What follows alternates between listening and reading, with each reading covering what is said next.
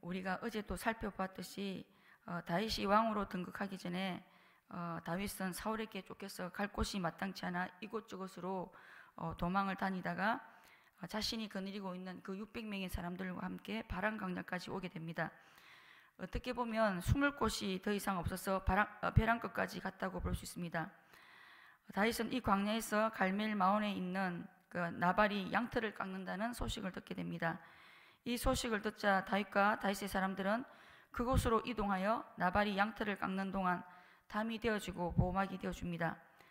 이스라엘 나라에서 양털을 깎는 일은 가전축제와 같은 그런 시기라고 합니다. 그래서 양털을 깎는 시즌에는 잔치를 벌려서 이웃들과 나그네들을 후히 접대하는 풍습이 있었습니다.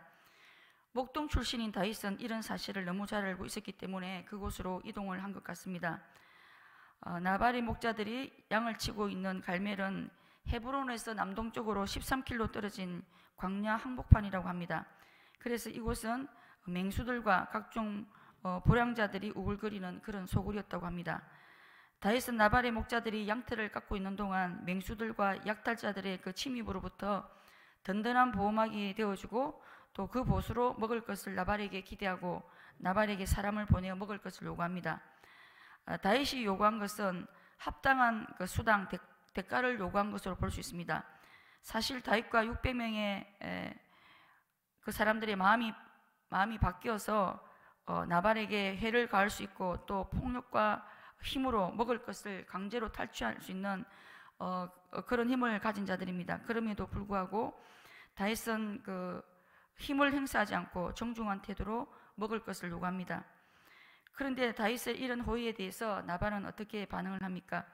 합당한 수당과 대가를 주어야 함에도 먹을 것을 주지 않고 다윗이 주인에게 억지로 떠나는 종이라고, 주인에게 반역하는 못된 종이라고 말하며 다윗을 오히려 조롱합니다.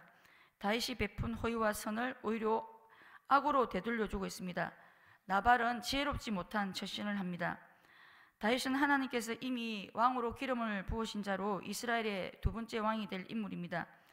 사실 다윗이 나발의 양들을 막아주는 담이 되어주지 않고 나그네로 찾아와서 먹을 것을 요구했다고 해도 먹을 것을 내어줄 수 있는 것이 지혜인데 나발은 결정적인 순간에 너무나 어리석은 행동을 하게 됩니다. 나발이 이 순간 다윗에게 호의를 베풀었다면 다윗이 왕이 된 후 이 일을 잊지 않고 나발에게 선대를 했을 것입니다. 그런데 나발은 자신의 미련함으로 인해 다윗 왕에게 호의를 입을 기회를 놓치고 맙니다.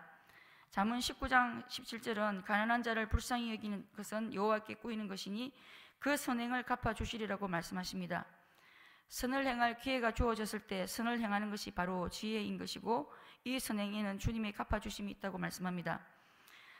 나발은 왜 이렇게 중요한 순간 선을 행할 기회가 주어졌을 때 선을 행하지 않고 미련한 처신을 한 것이겠습니까? 그것은 바로 나발의 욕심, 인색함 때문으로 생각해 볼 수 있습니다.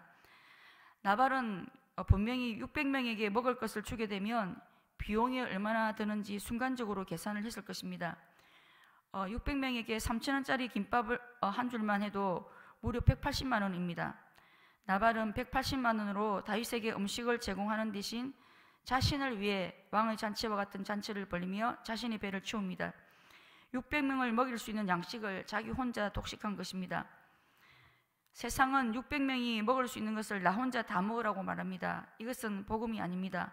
바로 세상 나라입니다. 하나님의 나라는 나 혼자 다 먹지 말고 내 것을 아껴서 600명을 먹이고 세상을 먹이는 것입니다. 한 아이가 자신의 한 끼 점심인 보리떡 5개와 물고기 2마리를 혼자 먹지 않고 예수님께 가져왔을 때 5,000명을 먹이고도 12강주리가 남게 되는 오병이어의 기적이 일어났습니다. 하나님은 내가 먹인 600명의 명단을 다 기록하시고 또 내가 먹인 600명의 양식을 하늘나라의 창고에 채워주시는 분이십니다. 다윗의 사람들이 담이 되어주지 않았다면 약탈자들이 나발의 재산을 약탈해가고 일꾼들에게 해를 가하게 되면 다윗의 사람들에게 먹을 것을 주는 것보다 손해가 훨씬 더 큽니다. 나발은 이런 사실을 이미 알고 있으면서도 다윗에게 정당하게 줘야 할 것들을 주기 싫은 마음에 다윗을 주인에게 반역하는 종으로 몰아세우며 이 비용을 아끼고자 했던 것입니다. 그리고 나발은 가장 가까이 있는 자기 양떼를 치는 자들에게조차 불량한 사람으로 평가를 받습니다. 우리 주인은 불량한 사람이라서 더불어 말할 수 없는 사람이라고, 말해봤자 소용이 없고 말이 전혀 안 통하는, 소통이 안 되는 사람이라는 평가를 받게 됩니다. 그리고 가장 가까이 있는 자신의 아내에게도 불량한 자라는 평가를 받습니다. 불량한 자라는 말은 다른 사람에게 어떤 유익도 주지 않는 무가치한 사람, 있으나 마나한 사람이라는 뜻입니다. 여러분, 저와 여러분은 어떻습니까? 혹시 우리 교회 공동체 안에 있으면서 다른 사람에게 아무 유익도 주지 않고 있으나 마나한 그런 사람은 아닙니까? 오늘 말씀 앞에서 우리 자신을 돌아볼 수 있으면 좋겠습니다. 다윗은 나발의 이런 반응에 대해 그에게 속한 모든 남자 가운데 한 사람도 아침까지 남겨두지 않겠다고 말합니다. 오늘 밤에 모든 남자를 다 죽이겠다는 그런 뜻입니다. 지금 나발의 집에 큰 위기가 닥친 상황입니다. 그런데 나발의 아내 아비가일은 이 문제를 어떻게 풀어나갑니까? 다윗의 마음을 풀어주기 위해 음식과 선물을 미리 준비합니다. 그들이 필요가 무엇인지를 단번에 알아채고 다윗이 요구한 것을 늦었지만 순종합니다. 그리고 신속한 대응을 합니다. 골든타임을 놓치지 않고 다윗을 찾아갑니다. 문제가 생겼을 때는 빨리 대처하는 것이 지혜입니다. 다윗은 아비가일의 이런 신속한 행동 때문에 나발의 식솔들이 죽음을 면하게 되었다고 말합니다.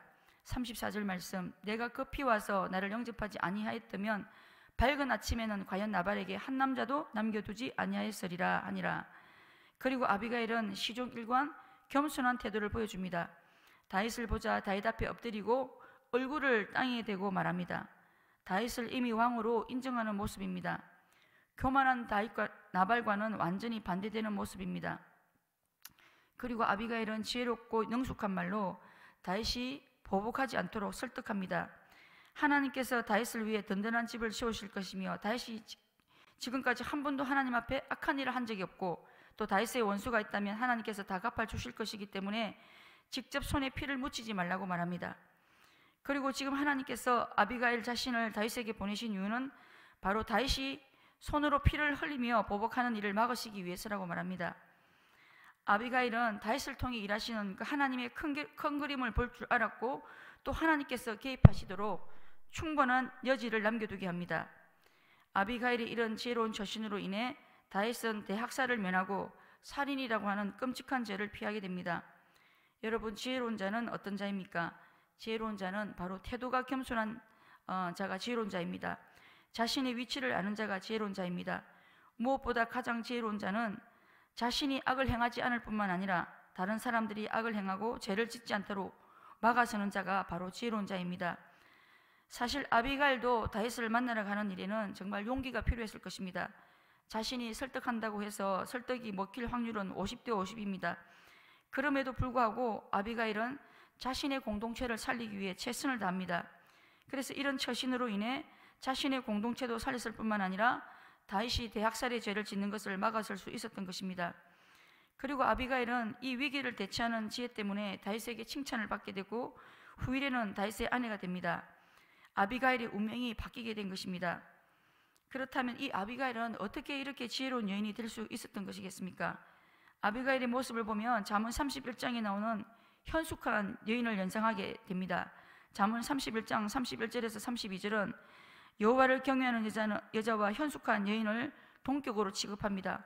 고운 것도 거짓되고 아름다운 것도 헛되나 오직 여호와를 경외하는 자는 칭찬을 받을 것이라. 그의 손의 열매가 그에게로 돌아갈 것이요 그 행한 일로 말미암아 성문에서 칭찬을 받으리라. 아비가일이 이렇게 지혜로운 여인, 현숙한 여인이 될 수 있었던 비결은 바로 아비가일이 여호와를 경외하는 여자였기 때문입니다. 지혜의 비결은 여호와를 경외함이 있기 때문에 여호와를 경외하는 자는 위기의 때에도 항상 빛을 발할 수가 있는 것입니다. 나발은 결국 아비가일의 말대로 다윗이 손을 쓰지 않았지만 하나님께서 치심으로 죽게 됩니다. 나발의 죽음은 이유 없는 죽음이 아니라 하나님의 징계로 볼 수 있습니다. 나발의 죽음은 다윗에게 음식을 제공하지 않아서 죽은 것이 아니라 하나님의 기름 부음을 받은 자를 조롱한 데에 대한 하나님의 징계로 볼 수 있습니다. 하나님은 하나님의 기름 부음 받은 자를 조롱하는 것을 하나님 자신을 조롱한 것으로 여기시기 때문입니다. 혹시 우리는 하나님이 세우신 영적 지도자나 교회 리더십에 대해서 너무 쉽게 비방하거나 조롱하는 말을 하고 있지는 않습니까? 입술에 파수꾼을 세우는 자가 바로 지혜로운 자인 것입니다. 나발은 한순간 자신의 입술을 잘못 사용함으로 인해 죽음을 맞이하게 되고 아비가일은 다윗의 아내가 됩니다.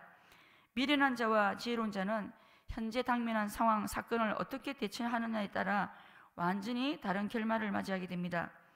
말씀을 맺겠습니다. 문제와 상황을 만났을 때 우리는 어떻게 처신을 하고 있습니까? 나발처럼 계산적으로 나의 욕심을 채우기 위해 인색하게 처신하십니까?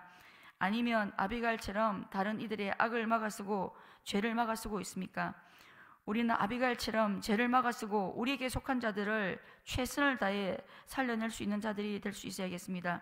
그리고 오늘 나의 모습이 나발인지 아비갈인지 우리가 스스로 질문하며 하나님을 경외함으로 아비갈처럼 지혜로운 자들이 될 수 있도록 이 새벽에도 기도의 무릎으로 나갈 수 있어야겠습니다.